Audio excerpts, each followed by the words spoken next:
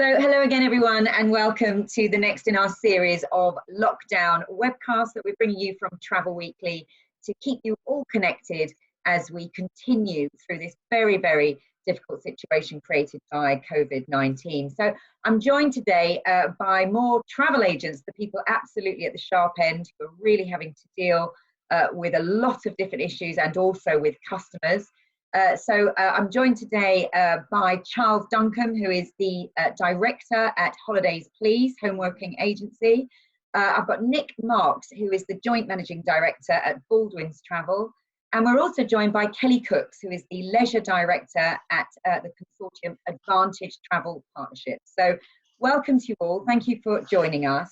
Now, listen, I think that we have to first of all start with where we are now. We're entering into our 6th week of lockdown. You guys, I know, are all working from home. Your teams are all sort of all over the place, but you are still having to deal with a significant number of challenges. And we are still in a situation where the government is stalling on making any decisions that might help us through this. So let's just go around, maybe start with you, Charles. Where is your business at, and what are the key things that you're still having to deal with? So yeah, it's obviously still challenging times. I think that what we've done is at the very start, we realised that there was going to be a massive issue with cancellations and rebookings and refunds. So quite quick, we didn't furlough anyone to start with. All our home workers were straight on it, and we tried to get ahead of the curve, because I think that's what the key to a lot of this is when dealing with customers, is to try and get contacting them rather than the other way around. I think a lot of agents found, and ourselves included, that when you get the phone call from the customer, it's usually they want a refund. Whereas if you plan ahead and you start your departures obviously in date order, the further and further you go out, the more we find, the more and more cooperative and sympathetic the customer is. And if you're proactive and you say, look, why don't, to be on the side of caution, why don't we rebook for another date and reschedule, then we find 2/3 to 3/4 of customers go with that. And so I think a lot of the pain that we had to begin with is actually started to dissipate, and some of the clouds we feel are sort of starting to clear a bit. It's obviously not plain sailing, but yeah, we think by being proactive and grabbing the bull by the horns, actually you generally get sort of a better result, and customers aren't quite as vociferous as perhaps they were in the early days. Okay, that's good to hear. Nick, you're nodding. I mean, are you finding the same, or is this sort of lack of clarity, having a big impact on you on the front line? Well, it certainly doesn't help that the government are not pulling their finger out, using a phrase, but I think that needs to happen ASAP. As far as we're all concerned in the travel industry, they need to put some clearer guidance on what's going to happen and how they're going to help all of us out there. I agree with Charles and totally in the fact that we've been looking at bookings month by month, day by day, all the way up to the end of August, to make sure that all our clients are informed, as much information as we can give them. Some of them are obviously quite frustrated in the fact, same with Charles, is that some of them want a refund. A lot of our clients are retired, and so some of them don't want to book to next year because they don't know what's going to happen. But at the same time, I think we're trying to keep in touch with all of them as much as we possibly can. Okay, all right. And obviously you're part of Advantage, and I know, so above you is Kelly. Kelly, you've been doing lots of things at the consortium to help members, and I know Julia was on Sky News this morning, so you're trying to really get the point across of the agent, because I think this is half the problem, that people don't understand who is at fault, who's holding on to the money, and then obviously people on the front line, whether they're on a phone in a call centre or at home, or if they're in a shop or on the high street, whichever their format of selling holidays, they are the first port of call, aren't they? And then they're getting this sort of increasing frustration by customers. So what are you doing? I know you produced an infographic this week as well to help some of your members to explain the situation. Is that working, do you think? I think it's helping. So we know there's a huge issue with consumers understanding the difference between a tour operator and a travel agent, and also understanding that flow of money. So what we've been doing right from the start of this is to really try and be that voice of the travel agent, both internally and externally. So we kind of started with a holistic approach, and it was 3-phased. And the first phase was, what can we do before the lockdown? So a lot of that was around communicating to customers, producing assets to say that, look, while our premises might not be open, we're absolutely still here for business. Then it was the phase that we're in now, which is, you know, we are where we are with the government action. You know, what can we do? What can we physically help agents with? And then we're also trying to keep one eye on the post-coronavirus. So, you know, we've got the consumer poll out there at the moment. We're trying to gauge consumer sentiment so that we can help members to plan for that. Because while we are in the here and now and we know what the issues are, we also are very aware that we need to start picking bookings back up. And we need to do as much as possible to help the members do that as early as possible. And while we can't necessarily communicate sales messages to customers, we want to try and support them with what we can communicate. Okay, and I saw you said that you had over 2,000 consumers had already responded to your survey, is that right? Yes, it went live at the back end of last week and we're just tipped over the 2,000 mark. So the plan is to let that run until the end of this week, and then we'll analyse and share the results across the industry. And we said early on that where we could, we wanted to collaborate across the industry, and we've tried to do quite a few things. So little bits like supplier on sale dates, those kind of lists that we can share across the industry. I think this is a bigger issue than just one company. So anything that we can do to support and to help it, you know, we've tried to do, and engaging the consumer feeling is such a key part of that recovery and how we start to plan for that recovery. Okay, well, I'm sure that'd be really helpful. But obviously, we've got two guys here who've got customers that they can actually speak to. What is the feeling? I know you're saying you're getting more success, Charles, with the you know, the people that you're sort of going to proactively. But and I know Nick was obviously saying he's got some more retired people, so perhaps the more mature market is a little bit more reluctant to rebook straight away. But what is the sort of general feeling out there? Are people understanding? Are they then keen to sort of listen to your advice and rebook, or what would you think? What would you say is the general feeling? I think, as I touched on earlier, I think if you are out there proactively sort of contacting them, then and you explain the situation, you explain it warts and all, and you can talk them through where their money has gone, and it hasn't just been spent on Porsches and Ferraris and stuff. It has actually gone through the supply chain out to hotels and airlines, and is coming back through operators.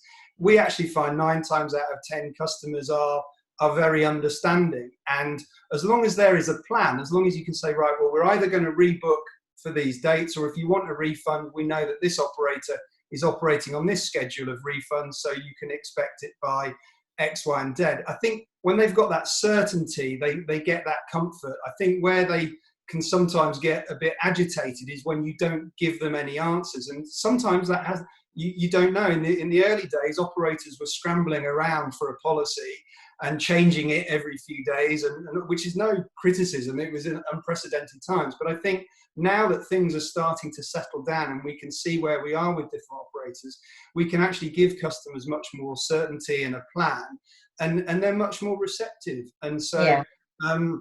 It's not, in our experience, it's not as bad as it was in the first few weeks, where it was just the Wild West out there, and it was just, everyone was just scrambling for. And you know, I mean, you mentioned there that, you know, you gave operators some grace because they were all trying to get their houses in order as well, and we understand that. But there is still quite a mix, isn't there, of how operators are reacting to this. And, you know, some are doing one thing and some are doing something very different, and then a load in between. So is that something that's hard to get to grips with? You know, you've got staff all over the place working from home, and they've got to know everybody's policy. They might well have a policy in place now, but they have been changing quite a lot as things have been updated. Is that been a challenge, Nick? No, I think so. You're absolutely right. You've nailed it. Really, is the fact that you know, that it seems that everyone's got their own different policies going out there. It's very hard to keep up with what they're doing. I think from a client perspective, there are actually agreeing with Charlie. Charlie is the fact that they are the clients are now understanding. And I think they're getting more information from us, and they're understanding, and they want to help us out as well, but also they want to do that. But it comes from the tour operators and the suppliers. From our perspective, I think after all this is finished and we're back to some sort of normality, I think there's going to be some suppliers that are going to come out of this with their heads held high. And I think there are also going to be some out there that we're going to have some very difficult discussions with. From an advantage perspective, on the commercial side, they're going to do that for us. But if they're not advantage preferred, we're going to have to do that ourselves. And I think that that's going to be a struggle, because there are some out there that have been less than helpful with coming up with their own policies, which then they can pass on to us. And the lack of help from some of these guys has been pretty awful, to be honest. When you say lack of help, is it just being unable to get hold of them? Is it that sort of practical thing, or is it when you have got hold of them, they haven't been able to be creative around saving the booking, they haven't been able to be flexible, or what's the key? Well, there's problem? A number of things. I mean, one where we had, I won't mention the name, but they had a tour operator said, yes, your client can get a refund. And then when we contacted them 2 weeks later, say, well, where is the confirmation to say that the refund's going to come through? Oh, we're not offering refunds now. We're now giving credit notes. And you'll have to go back to the client after you've told the client that they're going to get a refund to say, sorry, they've changed their policy. And that just doesn't help. Yeah. But I think now we're 4, 5, 6 weeks in, those policies are now set in stone. Okay. So it's much easier now. But in the first instance, you've told your client's very happy that they're going to get a refund in certain circumstances, and now they're not, and that's frustrating. That's uncomfortable for you to have to explain that, of course. I mean, I think that it sounds like you're both agreeing there that things have got a little bit more settled then over the weeks. But I think one thing we've heard quite a lot, and we ran a column about it this week from a travel agent who said that he thought he'd sorted customers out, but they've then been watching the news. And of course, you won't have missed it yourselves, but the coverage of how the travel industry has been dealing with the, people's holiday money and holidays has been absolutely ramped up over the last week or so. And so we've got reports now of agents saying, I thought I'd sorted them out, they'd accepted a refund credit note, but now they're coming back in and they've been whipped up by the national news, or the news stories, and they're coming back in saying, actually, I'm worried now that the company's going to go bust. I don't want this refund credit note anymore. I would like a full refund now. And so they're now saying they thought they'd sorted them out. They were moving on to the next set of bookings they had to deal with, and actually they're sort of back in square one. Have you got members that have seen that, Kelly? Oh, absolutely. I think, there's a huge lack of consistency and lack of clarity, which is adding huge volumes of works to already stretched teams. And we get the challenges from a supplier point of view. We've got Advantage Holidays. We're going through the same processes internally. But we have got a few issues, I think, that we do need to get some consistency on. So we actually did an open letter to all of our partners yesterday that was just asking for some commitment from them around things like making sure that if they are going to announce that they're using refund credit notes, that they're in line with what ABTA's putting on their website, so that it's not driving additional questions. Things like balance due dates. So we know it's a huge issue to go to a customer and ask them to pay their balance on a holiday that potentially won't go ahead because it's going in the next few weeks. We've got pricing issues. So I think it's just about everybody working together. So while all of the agents and the members are trying to rebook and protect as much as they can, there's also a few things that I think that we need in return to enable us to do that to the maximum of our ability, really. Okay, and Nick, you're nodding there, and I wanted to pick up on a point that you made about some of these difficult conversations you're going to have because, and again, I'm not going to mention the names, but I've spoken to some reps from tour operators who, they desperately want to help agents. They feel really, really uncomfortable because they know agents really well. They're out visiting them on the road normally all the time. They've almost become friends, and yet their company policy won't allow them to help. And so I've had some calls from people who are feeling very frustrated about that. So there's people that you must know that would normally want to help you that can't help you. Yeah, I'm sure that's absolutely right. There's some bits and pieces out there. You've got everyone, any travel agent has got their preferred suppliers that they want to work with, and some of them have been locked into policies where they don't agree with them, or can't help you out as much as they'd like to. I just think that's just the way it is at the moment, and we've just got to work together to try and find solutions for everything, really. I mean, as I said earlier, there are some terrible ones out there, and they'll come out at the end of the day after all this is finished, and we'll work with them stronger, shall we say. Okay, all right. Well, let's just move on then. So, Charles, you contacted me on Friday or Saturday, I think, but you'd made a booking, or somebody in your team had made a booking on Friday that was quite exciting, really, and something to really shout about in the current climate. And I think you said actually it just kind of gave you the drive to think that there is demand out there, and you can do this. And even if you're not getting the help that you might need from government or wherever, you're quite determined to make sure you sell your way out of this yourself. So just tell us about that. Yeah, so on Friday one of our home workers did a booking for £109,000, brand new booking, so not a rebooking. And at the time that was just for the accommodation. So we've got flights to go on top of that as well. And it just sort of made me think, well, I think sometimes if we're in the travel industry and we're getting punched left, right and centre all day long, you can start to feel quite sort of battered by the whole thing and feel the doom and gloom if you're not careful. But actually, customers who are out there who might themselves be in reasonable jobs, their personal outlook might be absolutely fine, and they might be completely relaxed about booking for 2021. So this was a spring 2021 booking. And it just made me think, look, we as an industry, we can't go too defensive. We can't be too insular. We have to recognise that there are people out there who are actually quite bullish and still want to go on holiday, and might even want to go on holiday more than they ordinarily would.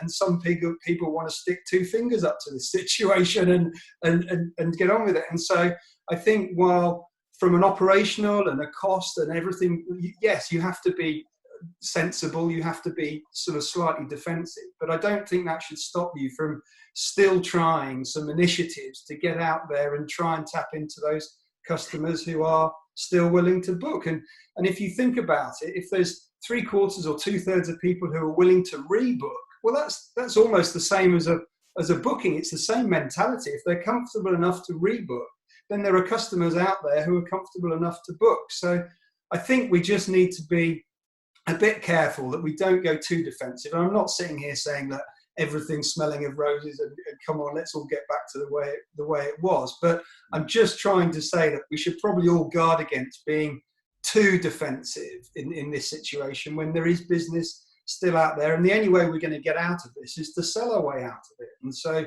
if you cut that tap off, well, you're not going to really have much of a prospect. So it just gave me a sort of a bit of a wake-up call, really, to make sure that we're not being too downhearted about the current situation. We're still being positive in the ways we can. Okay, brilliant. Well, fantastic news. And when those flights go on, my goodness, it'll be fantastic amount. We're talking about Virgin flights, so I'm not quite sure about that at the moment. But okay, anyway, well, yeah, maybe don't book them just yet. So, Nick, are you feeling the same? Do you does that chime with you? What Charlie's saying? I think it does, absolutely. I mean, I think that a lot of, I think we agree that 70%, 75% of bookings are being transferred into later on in this year or into next year, which is great news because, in my view, a lot of them have already been paid for. Does that make sense? So they've already they've committed the money. Yeah. Their money, and that's been deferred into next year. So I'm hoping, fingers crossed, that they may, if people just book the one holiday a year, they might actually say, well, I've got the extra funds to book another one. So you might get a double impact for next year. I mean, that's fingers crossed scenario, but at the same time, I think Charles is right. It's the fact that there is positives that we can, that hopefully we'll all be able to see in the future. Okay. And we did a business breakfast just before lockdown, actually, with Lord Digby Jones, and he talked. This was just emerging. You know, we still haven't. Well, Kelly, you were there. In fact, you were there at the event, but he talked a lot about the importance of leadership. You know, and and how important it is to just make sure you've got your team on side. And I know it must be so hard. Nick, you and I were talking. Obviously, some of your team you've had to furlough. I think probably everybody here has had to furlough members of their team, and yet you've still got to keep them positive. You've got to keep them engaged. You've got to keep them motivated. So tell me how that has been. Maybe we'll start with you, Kelly, because I know you've had to do it at head office, and I know you've been advising some of your members on how to sort of get through that side of things, the human side of it. Yeah, and I think the message that we went out with and are still talking about is that your furloughed employees are playing as important a role as the people that are still in the business. And we're doing things to keep them engaged. So we do social activities. We have Friday night Zoom drinks and quizzes, and they can, of course, join all of that.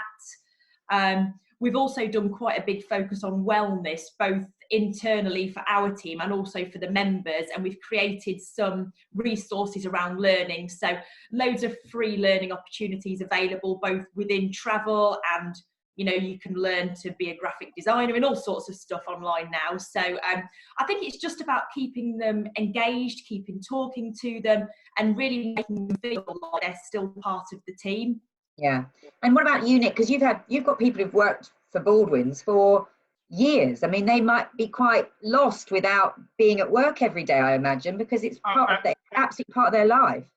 You're absolutely right. And some of them are desperately missing it. And each branch has got their own WhatsApp group. So the person that's still working, or the people that are still working for that particular branch, are still keeping in contact. We're doing video messages. Chris and I are doing video messages for the team from our closed user group Facebook page, so all the team can see how we're doing, and we're being open and honest with them about the fact that we miss them. Can't wait to have them all back, and I think it's all the fact that we're just trying to keep them in the loop as well as everyone else.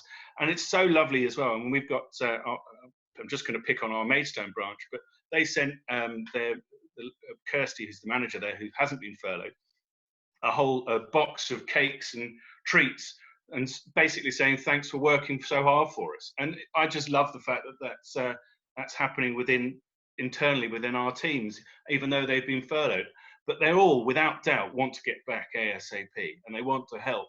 Even though they've been furloughed, they say, can we help? Can we help? Can we help? And obviously we can't accept that. But at the same time, it's quite heartening, and it's lovely to hear, really. Yeah, like a big family, absolutely. And what about for home working? Obviously, you've got a head office, and I guess you've got some people, who aren't working at head office, but your other guys, your home workers, are all at home anyway. Do they notice a big difference? Presumably, their phone's not ringing as much. But I mean, how do you sort of manage through this kind of situation for a home working business?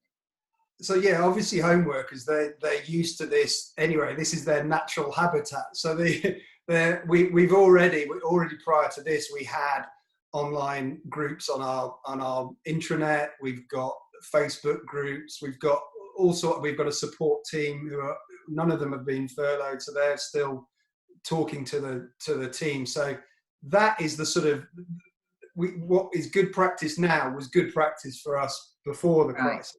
I think where we've had to go sort of slightly extra is to give the home working team and people in head office quite early on some quite honest information about the company, because their worry straight away, as soon as you cancel all departures for the next 2 months, is, well, am I going to have a job during or after this? So very quickly, the one thing that we did do was send out a communication to everyone that was very black and white. I actually said, we'd done our financial forecasts of if there are no departures for the next 3 months, and then only sort of 10%, 20% after that, what does it mean for the business? And so I actually told everyone how much we're going to lose a month over the next few months and what our resources are to deal with that. So we didn't want to sort of sugarcoat it or fudge it, and we wanted to give people honest reassurance about their jobs and the prospects of the business, because that was the number one concern that I think they had at the beginning. And we're now doing, on the first Friday of every month, we're doing updates which will have an up-to-date of that information in. How are we doing against our forecast, and showing them in black and white what the situation is, and that hopefully they don't need to worry too much about their position. So yeah, we absolutely do and have done a lot of the things that have been mentioned just then. But we wanted to, in this situation, just sort of take it up a notch as well, because people's fear for their jobs is the biggest thing. The biggest thing. Addressed straight away. Okay, all right. And I'm conscious of time, but I do want to just talk about sort of as restrictions are eased and we hopefully come back out of this. Obviously, in other countries, shops are starting to open, and even here, essential shops like B&Q has opened. I'm not sure where travel agents sit in the government's view on whether they're essential or not. I know everyone thinks that they should have been allowed to continue, and because we've had so much work to do, it's not like we can just shut your door and do nothing. But when it comes back, I guess, Nick, as a high street retailer, do you think or are you talking now with Chris about sort of changes or adaptations to your shops physically and in terms of protocol and procedure that you think you might have to put in, but like distancing, number of people in shops, screens, gloves, masks, that kind of thing? Are you thinking about that yet? No, haven't even thought about that yet, to be honest. I think that, to be honest, I just want to get, like everybody in the whole country, we just want to get back to some sort of normality. I think that there'll certainly be, for a period of time when we do reopen the shops, a 2 in, 2 out sort of scenario, and see how that works. But going forward, but at the same time, I think this is what's happened now has actually changed how people are going to do things anyway. I mean, I hope that we spent a huge amount of money in the last 3 or 4 years, 5 years on updating our shops. So I hope that people will come back to the high street in droves. Will we be wearing gloves and masks? I don't know, but I think we'll probably wait to hear what the government suggests and see what other people are doing as well. So I just want a bit of more clarity on when I think, like a lot of people in the country, we just want to see the government to tell us when things might come back to some sort of normality, even if it's in this stage process. At the moment, all we're hearing is stay indoors, and that's becoming very frustrating, I'm sure, for everyone. Yeah. And you can see it on the roads. Oh, so, gosh. Yeah. 4 weeks ago, I drove up to the shop to get something. Obviously, I was social distancing from everyone else, but I saw 3 or 4 cars on the road, and then went 2 weeks after that, and that was a week ago, and like a normal day in Tunbridge Wells, getting in there at 9 o'clock in the morning. So I think people just need a bit more clarity. That's all. Yeah. And from a consortia level, Kelly, you've got lots of different types of members. We are hearing that, like Nick's saying, he might have to consider, limiting the number of people in a shop at any time. Are you doing any sort of planning or modelling around what you might be advising members in terms of, how they can get back to business quicker so that customers feel reassured to come into shops? We will be doing so. We're actually using some of our international network at the moment and feeding off their information from where countries are starting to make changes to their lockdown policies. And we're seeing what they're being advised and what measures they're taking. We're also reaching out to quite a lot of our hotel partners to see how they plan on working in the future and what social distancing they put in place. So we'll pull all of that together and come up with some different advice for members and options. But I think, as Nick said, we've really got to wait to see how the government plan on lifting the lockdown and what that looks like to be able to give some good solid advice. But we absolutely will do when that becomes the case. Yeah, okay. We'll wait to... From my perspective, sorry, Lucy, I've got to look after my team, or the teams, and that they're the paramount consideration for all of this. So I will do exactly what is suggested, because their safety is number one for me. And now I'm dealing with, we've got 73 employees, and that's 73 families in effect. So you've got to do what's right. Okay, that's good to hear, and hopefully we will get some guidance on what is required. I know there are some agents already planning to put up perspex screens and get their agents wearing gloves and masks, etc. But you're right, there's been no sort of set guidance yet, so we'll wait to see.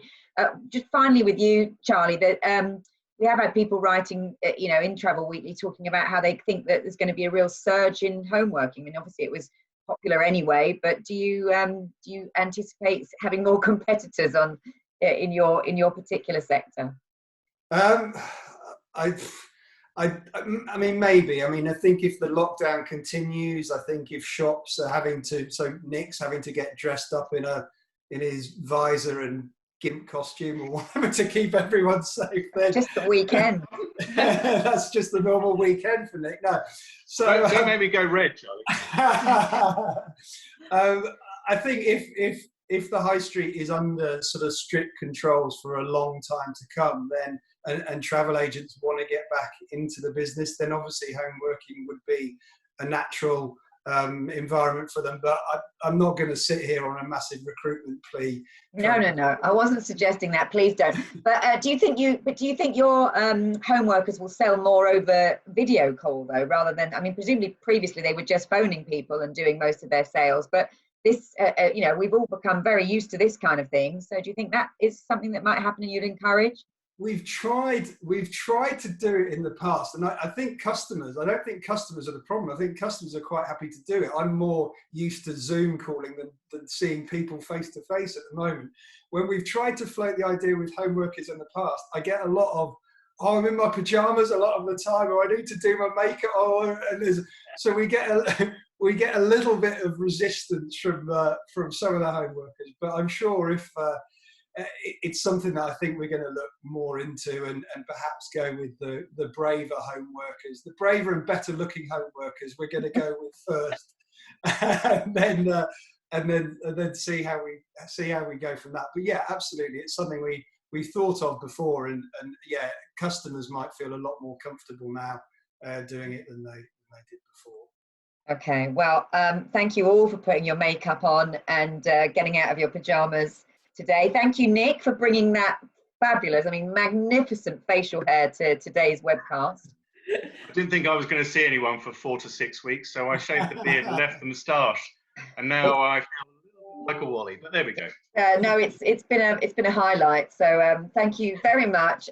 Really great insight from you all. I'm genuinely grateful for you telling us the challenges that you're going through, but also some of the positives, and that's really encouraging, and I'm sure other people will find that as well and take some inspiration from it. So thank you to Kelly from Advantage, to Nick from Baldwins, and to Charlie from Holidaysplease.